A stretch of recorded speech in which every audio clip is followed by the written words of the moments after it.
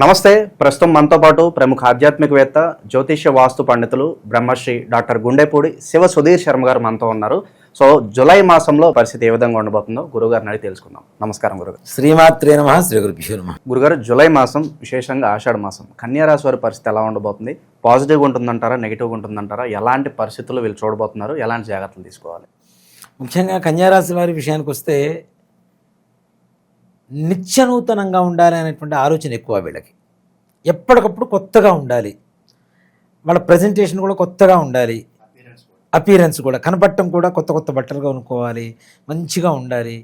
పెద్దగా కష్టపడకూడదు, అన్నీ రావాలి. వీళ్ళది ఎలా ఉంటుందంటే, నేను కన్యారాశి వాళ్ళకి ఎక్కువగా ఎదురు వ్యక్తుల మీద డిపెండ్ అవుతూ ఉంటారు. ఈ వ్యక్తి వెళ్ళిపోయాడు, ఇంకొక వ్యక్తి, ఆ వ్యక్తి వెళ్ళిపోయాడు, ఇంకొకళ్ళు.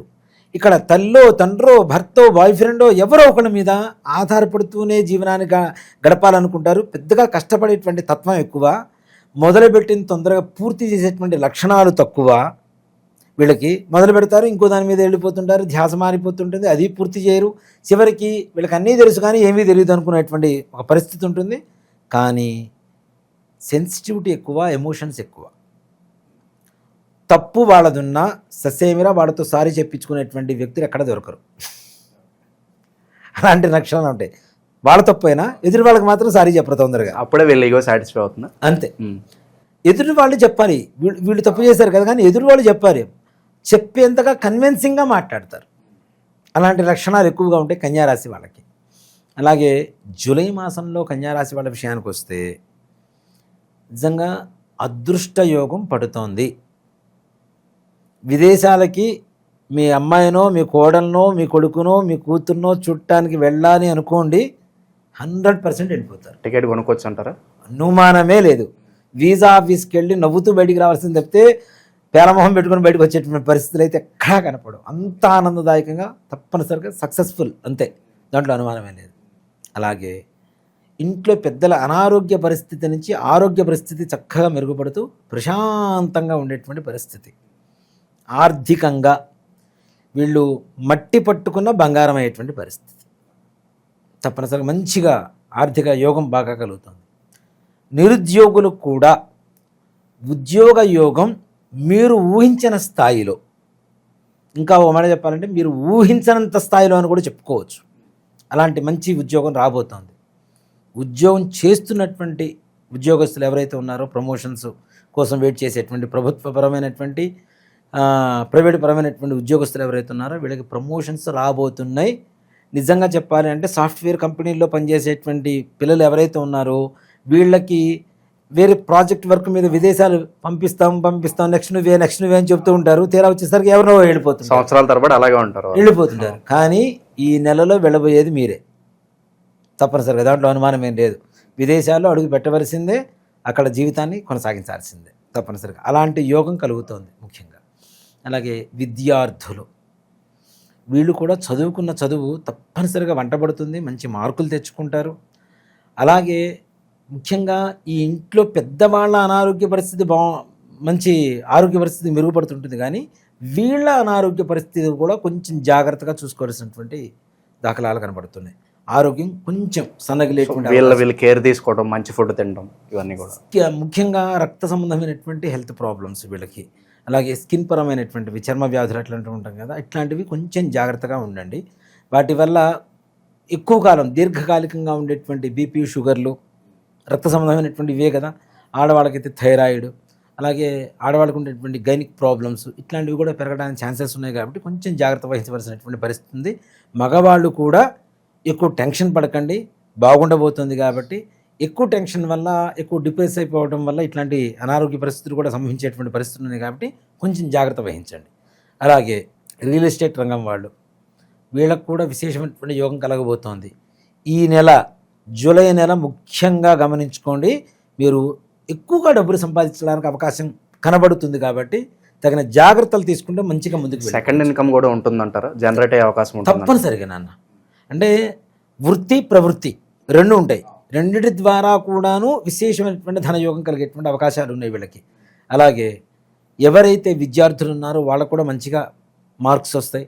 అలాగే రాజకీయపరమైనటువంటి వ్యవహారాల దృష్ట్యా చూస్తే వీళ్ళకు కూడా కొంతమంది సహాయ సహకారాల వల్ల మంచి మార్పు కలుగుతుంది. అంటే వెంటనే ఈ నెలలోనే మార్పుగా మనం మంచి స్థాయికి వెళ్ళిపోతున్నాం అనేటువంటిది కాదు, కానీ ఆ మార్గం కనపడుతూ ఉంటుంది, దారి తెరుచుకుంటుంది. ఒక మాట చెప్పాలంటే దారి తెరుచుకోవటం వల్ల మనం ఆ ప్రయాణం చేస్తూ ఉంటే ముందుకెళ్తుంటాం కదా, అలాంటి దారి మొట్టమొదటిగా ఇప్పుడు కనపడుతుంటుంది మీకు బాగా. చిన్న చిన్న రాజకీయ నాయకుల దగ్గర నుంచి పెద్దవాళ్ళ వరకు కూడా స్థానచలనం కలిసి వస్తుంది అంటారు వీళ్ళకి. స్థానచలనం కూడా విశేషమైనటువంటి యోగం ఉంటుంది నాన్న. ప్రమోషన్స్ కావచ్చు, లేదంటే ఏదైనా వ్యాపారం ఇక్కడ బాగలేదు, ఇంతకాలం మనం ఇంకో చోట పోయి వ్యాపారం చేసుకుందాం అనుకునేటువంటి వాళ్ళకి కావచ్చు, వీళ్ళకు కూడా వ్యాపారపరమైనటువంటివి, ఉద్యోగపరమైనటువంటి మార్పుల్లో కూడా స్థానచలనాల్లో కూడా యోగమే కనపడుతుంది. దాంట్లో ఏమాత్రం కూడా సంశయం లేదు. కానీ దూర ప్రయాణాలు జాగ్రత్త. వీళ్ళకు కూడా వాహన ప్రమాదాలు పొంచి ఉన్నాయి. అలాగే ఇంట్లో ఉండేటువంటి ఇనప వస్తువుల వల్ల కూడా మీకు ప్రమాదం జరిగేటువంటి అవకాశం ఉంది. కాబట్టి ఇంట్లో ఉన్న వస్తువుల్ని నేను అవాయిడ్ చేయమని చెప్పలేం, కానీ కొంచెం జాగ్రత్త. ఆడవాళ్ళు కత్తిపీటల దగ్గర నుంచి, చాకుల దగ్గర నుంచి, మగవాళ్ళు ఏదైనా రాడ్ ఏదైనా సరే. అలానే విద్యుత్ ఘాతం, కరెంటు వల్ల వీళ్ళకి షాక్ ఇట్లాంటివి తగలడానికి ఛాన్సెస్ ఉన్నాయి. కొంచెం జాగ్రత్త ఆ పరంగా. అసలు అకాల వర్షాలు పడుతున్నాయి, ఈ అకాల వర్షాల్లో కరెంటు తీగలు ఎక్కడ ఏమవుతున్నాయో తెలియట్లేదు, కాబట్టి కొంచెం జాగ్రత్త. అందులో కుజుడు ద్వాదశంలో ఉన్నాడు కాబట్టి విద్యుత్ సంబంధించినటువంటి ప్రమాదాలు జరిగేటువంటి పరిస్థితులు కనపడుతున్నాయి. అది కొంచెం జాగ్రత్త వహించుకుంటూ ముందుకు వెళ్తే బాగుంటుంది. ఇంకోటి కూడా ఏంటంటే నాన్న, ముఖ్యంగా ఈ కన్యా రాశి వాళ్ళకి విశేషమైనటువంటి ధనయోగం పట్టబోతుంది. ఇది చెప్పాం కదా అందరికీ డబ్బులు వచ్చేస్తాయి అని చెప్పి అనుకోవడం కూడా తప్పు. కొంతమంది వ్యక్తిగత జాతకాలని బట్టి కూడా కొంతమందికి ఇదే రాశిలో ఉన్నటువంటి వాళ్ళు బాధలు పడవచ్చు, సుఖాలు అనుభవించారు. గురుగారు చాలా వరకు మనం మంచి ఫలితాలు చెప్పాం, లేదండి మాకు అలా జరగట్లేదు, మాకు బ్యాడ్ టైం అని నడుస్తుంది అనుకునే వాళ్ళు బోల్డ్ మంది ఉంటారు. అవును, వాళ్ళకి అంటే ఇక్కడ అదే చెప్తున్నాను అన్న, మనం ఇన్ డీటెయిల్గా వాళ్ళ వ్యక్తిగతమైనటువంటి జాతకం చూస్తేనే చెప్పగలుగుతాం, కానీ ఒక దీనివల్ల మనం చెప్పలేం కదా. ఒక గోచారం అనేటువంటిది ఒక్కడికి సంబంధించింది కాదు, అందరికీ సంబంధించింది. ఆ రాశిలో ఉండేటువంటి వాళ్ళందరికీ సంబంధించింది. కాబట్టి ప్రమాదం జరుగుతుందేమో అని భయపడవద్దు, సంతోషం జరుగుతుందని చెప్పి చంకర గుద్దుకోవద్దు. మీకు ఇంకా పర్సనల్గా కావాలంటే వ్యక్తిగత జాతకం చూపించుకోండి. దానివల్ల కొంతవరకు అంటే ఏ నిర్ణయం తీసుకోవాలో, ఏం చేయాలో, ఏం చేయకూడదో జాతకం చెప్పేస్తుంది నాన్న. ఒకటే మాట, జాతకం చిమ్మ చీకటిలో చిరుదీపం జాతకం అనే చెప్తాను నేను, జ్యోతిష్ శాస్త్రం అనే చెప్తా. జ్యోతిష్ శాస్త్రం ఎప్పుడు కూడా ప్రమాదకరంగా మార్చదు, ప్రమాదాన్ని నుంచి బయటపడేసేటువంటిదే ఇది. అంతేగాని ఒళ్ళు కాల్చే దీపం మంట కాదు, దారి చూపించే దీపం జ్యోతిష్ శాస్త్రం. కాబట్టి ఈ కన్యారాశి వాళ్ళు ఎక్కడ బాధపడాల్సినటువంటి అవసరం లేదు, బాగానే ఉంటుంది వీళ్ళందరికీ కూడాను. ముఖ్యంగా ఎవరైతే అనుకున్న పనులు మాకు కావటం లేదు అనుకుంటారో అట్లాంటి వాళ్ళు ఈ నెలలో మాత్రం ఈ రకమైనటువంటి మాట రాదు, దాదాపుగా వచ్చేస్తుంది. మంచి ప్రతికూలత కూడా అనుకూలంగా మారేటువంటి అవకాశం కనబడుతుంది. పితృదోషాలు ఉన్నాయని చెప్పి చాలా వరకు కూడా అడుగుతున్నారు. అవును నన్ను, పితృదోషం, స్త్రీశాపం, వీటి వల్ల అత్యధికమైనటువంటి బాధలు అనుభవిస్తున్నారు. ఇలాంటి వాటికి ఒకటే పరిహారం చూస్తుంటాం, one and only solution remedy అనుకోవచ్చు అంతే. ప్రపంచంలో ఎవరు ఎన్ని చెప్పినా, ఇప్పుడు నేను సుధీర్ శర్మ ఉన్నానండి, సుధీర్ శర్మ లాంటివాడే సుధీర్ శర్మ కాడు కదా. ఇది కూడా అంతే. చాలామంది చాలా రకాల ప్రయత్నాలు చేస్తున్నారు. అంటే ఎవరికి తోచిన విధంగా వాళ్ళకు చెప్తే అది నిజమైపోదుగా. నిజం చెప్పడమే నిజం కదా, నాకు తోచింది చెప్తే నిజం కాదు, నిజాన్ని చెప్పగలిగితే నిజం అవుతుంది. దీన్ని రకరకాలుగా మారుస్తున్నారు. కానీ గోకర్ణంలో ఉండేటువంటి మోక్షనారాయణ బలి ఏదైతే ఉంటుందో అది అమావాస్య రోజున ఎవరైతే చేయించుకుంటారో వాళ్ళకి సంపూర్ణమైనటువంటి పితృదోష స్త్రీశాప నివారణ, తద్వారా కనీసం వచ్చే సంవత్సరం నాటికి పూజ చేయించుకున్న రోజు నుంచి సంవత్సరం నాటికి వాళ్ళ జీవితం మారటం అనేది తథ్యం తథ్యం సత్యం సత్యం పునఃసత్యం. దాంట్లో ఏ రకమైనటువంటి అనుమానం లేదు నాన్న. దాంట్లో ఎంత గొప్పగా ఉంటుందో అంత గొప్పగా ఉంటుంది. దానికి బెస్ట్ ఎగ్జాంపుల్ నేనే చాలు చూసే జనాలకి. ఎంతోమంది వస్తున్నారు గురుగారు మీ ఆధ్వర్యంలో, మేము కూడా ఆ గోకర్ణ వస్తామండి, పూజ చేయించుకుంటామండి అంటే చాలా మంచి రెస్పాన్స్ వస్తుంది. సో పర్సనల్గా తప్పనిసరిగా రమ్మని చెప్పండి, అయ్యో తీసుకెళ్తాను. ప్రతి అమావాస్యకి వెళ్తూ ఉంటాం, అమావాస్యకి అక్కడ ఉంటాం, తప్పనిసరి ఇక్కడి నుంచే బయలుదేరుతాం. రాండి, చక్కగా చేయించుకోండి, అన్ని బాధ నివృత్తి కలుగు చేసుకోండి. అక్కడ వివరంగా చేయించేటువంటి గురువు గారిని కూడా ఎంచుకొని మరీ పెడుతూ ఉంటాం మనం, పురోహితులు కూడా. అన్నీ ప్రతి ఒక్క దాంట్లో 1-2 సార్లు ఆలోచించి జాగ్రత్త తీసుకొని వెళ్తుంటాను అన్న. నన్ను నమ్మి ఇంత దూరం వచ్చినప్పుడు వాళ్ళకి మంచి జరగాలి, ఇది ఒకటే నన్ను అందుకే పుట్టించాడేమనుకుంటాను నేనైతే దేవుడు. అంటే గోకర్ణానికి ఇంతమందిని తీసుకుని వెళ్ళి వీళ్ళ కర్మ నివృత్తి చేయరా అని చెప్పడం కోసమే భగవంతుడు నన్ను పుట్టించి ఈ స్థాయికి తీసుకొచ్చి ఇదే ప్రయాణాలు ఎక్కువగా చేసేట్లుగా చేస్తున్నాడేమో అని నేను భగవంతుడి అనుజ్ఞ అనుకొని స్వీకరిస్తూ ఉన్నాను, ఆ బాధ్యతలు తీసుకొని చేస్తూ ఉన్నాను. సాధారణ గురుగారు మంచి ఫలితాలు ఉన్నాయి. సో సాధారణంగానే నరఘోష కావచ్చు, పక్క వాళ్ళ ఏడుపు కావచ్చు, తగిలే అవకాశాలు ఉంటాయి. దీని నుంచి బయటపడడానికి ఇన్స్టెంట్గా ఏదన్నా రెమెడీ ఉంటుందా వీళ్ళకి? నిజంగా చెప్పానంటే నాన్న, ఈ కన్యా రాశి వాళ్ళకి మనం దత్తాత్రేయుడు, దక్షిణామూర్తి ఇవన్నీ చెబుతూ ఉంటాం. దీంతోపాటు ఇంకో గురుదేవత ఉన్నాడు, రాఘవేంద్ర స్వామి.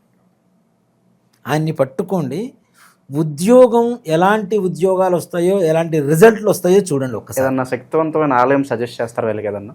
మనకి ఒక్కటే మంత్రాలయం, రాఘవేంద్ర స్వామి వారి దేవాలయం. ఒక్కసారి వెళ్ళి, అది కూడా గురువారం ఉండేట్టుగా చూసుకుని వెళ్ళి దర్శనం చేసుకొని రండి, చాలా మంచి జరుగుతుంది. దశమ స్థానంలో గురుడు ఉన్నాడు, కానీ ద్వాదశంలో కుజ కేతువులు ఉన్నారు. ఈ కుజకేతువుల మీద గురు దృష్టి కలుగుతుంది. కాబట్టి గురుడికి ఒక్కసారి కనుక మనం ఇలా చేసుకోగలిగితే, రాఘవేంద్ర స్వామి వారిని ఇప్పుడు పూజ్యాయ రాఘవేంద్రాయ సత్యధర్మరతాయ చ భజదాంకల్పవృక్షాయ నమతే కామధేనవే అని చెప్పి శ్లోకం ఉంటుంది. ఆ శ్లోకాన్ని చదువుకోండి నిత్యం చక్కగా. రాఘవేంద్ర స్వామి వారికి నమస్కారం చేసుకోండి. లేదు మేము మంత్రాలయం దూరం అంతా వెళ్ళలేం, మాకు దగ్గరలో ఎక్కడైనా సరే రాఘవేంద్ర స్వామి వారి దేవాలయం ఉంటే వెళ్ళి చక్కగా ఆయన ఎదురుగా కూర్చోండి అన్న. ఒక్క 10 నిమిషాలు, మనం ఏం కోరుకోవసరం లేదు, దేవుడికి మొత్తం తెలుసు అంటారు. ఒక్క 10 నిమిషాలు ప్రశాంతంగా కూర్చోండి. ఓం రాఘవేంద్రాయ నమః అంటూ ఒక 10 నిమిషాలు కూర్చుంటే మీ సమస్యకు పరిష్కారం ఆయనే వచ్చి చెప్తాడు. ఆయన సమాధి స్థితిలోనే ఉంటారు కాబట్టి ఆయన వచ్చి చెప్పడం అనేది, ఇప్పుడు మనకి కంచి వెళ్తాం, కంచిలో సమాధి స్థితి పెదస్వామి వారు. అలాగే మనం మంత్రాలయం వెళ్తాం, అక్కడికి వెళ్తే అక్కడ ఉండేది మనకి తులసి కోట, బృందావనం తులసి వనం కనబడుతూ ఉంటుంది, సమాధి కనబడుతూ ఉంటుంది. కానీ అక్కడ తెలియనటువంటి ఒక మహత్వం ఉంటుంది నాన్న. అక్కడ వెళ్తేనే ఆ వైబ్రేషన్ మనం ఫీల్ అవుతూ ఉంటారు. 100% నాన్న. నేను కంచి వెళ్ళినప్పుడు కానీ, మంత్రాలయం వెళ్ళినప్పుడు కానీ, కంచి స్వామివారి సమాధి ఉంటుంది, అక్కడ అందరూ కూర్చొని ఉంటారు నాన్న. పీఠంలోనే ఉంటుంది, అందరూ కూర్చొని ఉంటారు. ఒక 2 నిమిషాలకే మన మైండ్ మారిపోతుంది, వేరే చోటుకి వెళ్ళిపోతుంది, వేరే కాన్షియస్కి వెళ్ళిపోతుంటుంది. అలాంటి శక్తి మరలా ఎక్కడన్నా చూశాను అంటే మంత్రాలయం చాలా చాలా శక్తివంతంగా ఉంటుంది.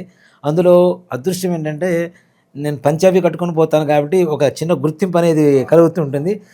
వాళ్ళు టీవీలో కూడా మిమ్మల్ని చూస్తూ ఉంటారు, సోషల్ మీడియాలో చూస్తూ ఉంటారు. నేను పోయినసారి వెళ్ళినప్పుడు కూడా, మంత్రాలయం వెళ్ళినప్పుడు కూడా, మీరు ఇటు కాదు ఇటు రాండి అని చెప్పి ముందు నుంచి తీసుకుని వెళ్ళారు స్వామివారి దగ్గరికి. చాలా నిజంగా అంటే ఆ వైబ్రేషన్స్ మీ ద్వారా ఒక 10 మందికి తెలుస్తుంది కాబట్టి ఆబ్వియస్లీ మీ మీద గౌరవం తప్పకుండా ఉంటుంది. అయ్యో తప్పనిసరిగా అన్న, పాజిటివ్ వైబ్రేషన్స్ చాలా బాగుంటాయి. రాఘవేంద్ర స్వామి వారిని దర్శనం చేసుకోండి కన్యా రాశి వాళ్ళు, తప్పనిసరిగా మంచి ఫలితాలు. సో కన్యా రాశి వారికి ఎలా ఉండబోతుంది, ఎలాంటి జాగ్రత్తలు తీసుకోవాలి, మంచి దిశానిర్దేశం చేశారు గురుగారు. ధన్యవాదాలు గురుగారు. శ్రీమాత్రే నమః. శ్రీ గురుభ్యో నమః.